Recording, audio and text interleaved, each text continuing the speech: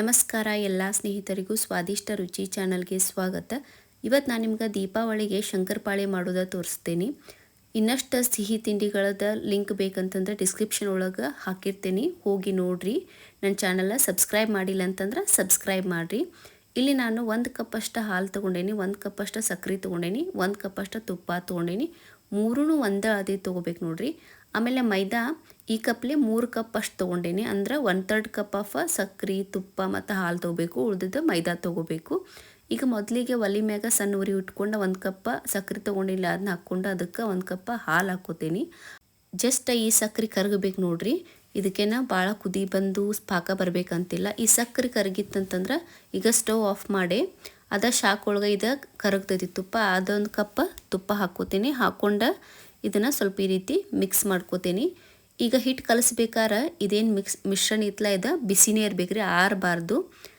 ಈ ಕಡೆ ಅದನ್ನೇನು 3 ಕಪ್ ಮೈದಾ ಹಿಟ್ಟು ತೊಗೊಂಡಿಲ್ಲ ಅದನ್ನ ಹಾಕ್ಕೊಂಡು ರುಚಿಗೆ ತಕ್ಕಷ್ಟು ಉಪ್ಪು ಹಾಕ್ಕೋತೀನಿ. ಉಪ್ಪು ಹಾಕ್ಕೊಂಡು ಮಿಕ್ಸ್ ಮಾಡ್ಕೊಂಡು ಏನು ಮಿಶ್ರಣ ರೆಡಿ ಮಾಡಿ ಇಟ್ಕೊಂಡಿರ್ತಿಲ್ಲ ಅದು ಬಿಸಿ ಇದ್ದಾಗನ ಸ್ವಲ್ಪ ಸ್ವಲ್ಪ ಹಾಕಿ ಈ ರೀತಿ ಕಲಿಸ್ಕೋತೀನಿ.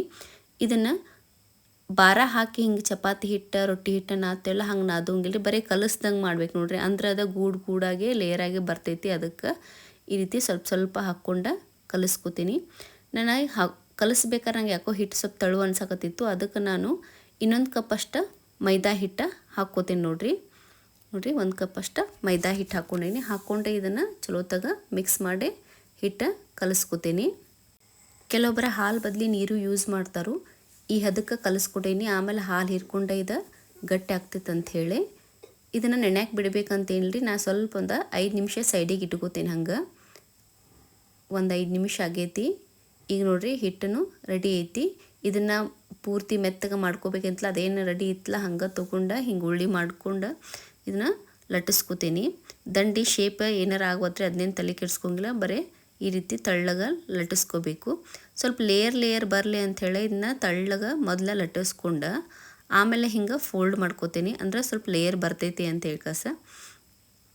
ನಾ ಮಾಡೋ ರೆಸಿಪಿ ನಿಮ್ಗೆ ಇಷ್ಟ ಆಯ್ತು ಅಂತಂದ್ರೆ ಒಂದು ಲೈಕ್ ಕೊಡ್ರಿ, ನಿಮ್ಮ ಫ್ರೆಂಡ್ಸ್ ಫ್ಯಾಮಿಲಿಗದು ಶೇರ್ ಮಾಡಿರಿ.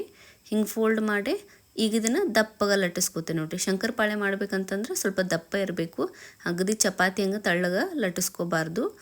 ಇದನ್ನ ಲಟ್ಟಿಸ್ಕೊಂಡು ದಪ್ಪನ ಇಟ್ಕೊಂಡು ದಂಡಿ ಏನು ಶೇಪ್ ಸೊಪ್ಪಿದಾಗಿರ್ತಲ್ಲ ಅದನ್ನು ಈ ರೀತಿ ದಂಡಿ ಕಟ್ ಮಾಡ್ಕೊಂಡು ಸೈಡಿಗೆ ತಗೋತೀನಿ. ಅದನ್ನ ಏನು ವೇಸ್ಟ್ ಮಾಡೋಂಗಿಲ್ಲ, ನೆಕ್ಸ್ಟಿಗೆ ಮತ್ತು ಲಟ್ಟಿಸ್ಕೊಂಡು ಕಟ್ ಮಾಡಿ ಹಾಕಕ್ಕೆ ಬರ್ತೈತಿ. ನಿಮಗೆ ಸ್ಕ್ವೇರ್ ಶೇಪ್ ಬೇಕಂದ್ರೆ ಸ್ಕ್ವೇರ್ ಶೇಪ್, ಡೈಮಂಡ್ ಶೇಪ್ ಬೇಕಂದ್ರೆ ಡೈಮಂಡ್ ಶೇಪ ಕಟ್ ಮಾಡ್ಕೊರಿ. ನಾ ಸ್ಕ್ವೇರ್ ಶೇಪ ಈ ರೀತಿ ಕಟ್ ಮಾಡ್ಕೊಂಡು ನಿಮ್ಗೆ ಎಷ್ಟು ದೊಡ್ಡ ಬೇಕು ಅಷ್ಟು ದೊಡ್ಡ ಕಟ್ ಮಾಡ್ಕೋಬೋದು ನೋಡಿರಿ. ನಾ ಇಷ್ಟು ದಪ್ಪ ಮಾಡ್ಕೊಂಡೇನಿ. ಈಗ ಎಣ್ಣೆ ಕಾದೈತಿ, ಎಣ್ಣೆ ಕಾದ್ತಿಲ್ಲೋ ಅಂತ ಈಗ ಒಂದು ಹಾಕಿ ನೋಡಿರಿ, ಅದು ಸಾವಕಾಶ ಮ್ಯಾಲೆ ಬರ್ಬೇಕು ನೋಡಿರಿ. ಇಷ್ಟೇ ಮೀಡಿಯಮ್ ಕಾದಿರ್ಬೇಕ್ರಿ, ಭಾಳ ಕಾಯಬಾರ್ದು ಎಣ್ಣೆ. ಈಗ ಎಲ್ಲನೂ ಹಾಕ್ಕೊಂಡು ಇವನ್ನ ಕರ್ಕೋತೀನಿ. ಸ್ವಲ್ಪ ಹಾಕಿದ ತಕ್ಷಣ ಈ ರೀತಿ ಸ್ವಲ್ಪ ಮಿಕ್ಸ್ ಮಾಡ್ಕೋತ ಇರ್ಬೇಕು ನೋಡ್ರಿ. ಬಿಟ್ರಿ ಅಂದ್ರೆ ಒಂದೇ ಕಡೆ ಕೆಂಪಾಕವು, ಒಂದು ಕಡೆ ಬೆಳ್ಳಗೆ ಹಂಗೆ ಉಳಿತಾವೆ. ಅದಕ್ಕೆ ಈ ರೀತಿ ಮಿಕ್ಸ್ ಮಾಡ್ಕೊತ ಮೇಲೆ ಕೆಳಗೆ ಹೊಳ್ಳಾಡ್ಸ್ಕೋತ ಕರ್ಕೋಬೇಕು ನೋಡಿ. ಇಷ್ಟು ಕೆಂಪಾದ್ರೆ ಸಾಕು, ಆರಿದ್ಮೇಲೆ ಇನ್ನೂ ಕೆಂಪಾಗ್ತಾವೆ. ಹಿಂಗೆ ನಾನು ಎಲ್ಲನೂ ಕರೆದ ತಕ್ಕೋತೀನಿ. ದೀಪಾವಳಿಗೆ ನೀವು ಮಾಡಿ ನೋಡಿರಿ ಹೆಂಗಾಗಿದ್ದು ಅಂಥೇಳಿ ಕಮೆಂಟ್ ಮಾಡಿರಿ. ನಿಮಗೆ ಯಾವ ಸ್ವೀಟ್ ಇಷ್ಟ ಅಂತಲೂ ಕಮೆಂಟ್ ಮಾಡಿರಿ. ನಿಮ್ಮ ಕಡೆ ದೀಪಾವಳಿಗೆ ಯಾವುದು ಸ್ಪೆಷಲಾಗಿ ಮಾಡ್ತಾರೆ ಅಂಥೇಳಿ ಕಮೆಂಟ್ ಮಾಡಿರಿ. ನೋಡಿರಿ ಎಲ್ಲ ಕರೆದು ಸೈಡಿಗೆ ತೊಗೊಂಡೇನಿ. ಎಷ್ಟು ಮಸ್ತಾಗ್ಯಾವು, ಲೇಯರಾಗೂ ಬಂದಾವು.